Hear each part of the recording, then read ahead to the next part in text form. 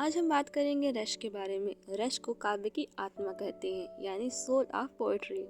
काव्य को पढ़ने, सुनने या देखने से जो आनंद प्राप्त होता है उसे रस कहते हैं। यह विभाव, अनुभव और संचारी भावों के संयोग से अस्थायी भाव के परिपाक से उत्पन्न होता है। रस के अवयव। रस के 4 अवयव होते हैं: अस्थायी भाव, विभाव, अनुभाव, संचारी या व्यभिचारी भाव। इन सभी से मिलकर रस की निष्पत्ति होती है। अब बात करेंगे हम प्रमुख रस और उनके अस्थायी भावों की। मूलतः रस 9 प्रकार के होते हैं। श्रृंगार रस, जिसका अस्थायी भाव रति होता है। दूसरा हास्य रस, जिसका अस्थायी भाव हास होता है। तीसरा करुण रस, जिसका अस्थायी भाव शोक होता है। चौथा रौद्र रस, जिसका अस्थायी भाव क्रोध होता है।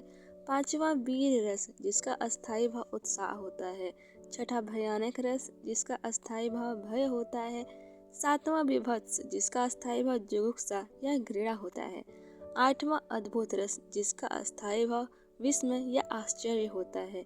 नौवां शांत रस, जिसका अस्थायी भाव निर्वेद या सम होता है। अब रस से जुड़े हुए कुछ महत्वपूर्ण तथ्यों की बात कर लेते हैं। जैसे भरत मुनि ने 8 ही रस माने। शांत रस, जो कि हमारा 9वां रस है, वो बाद में आया। इसके बाद आता है वात्सल्य रस, जिसका अस्थायी भाव वत्सलता या संतान प्रेम होता है।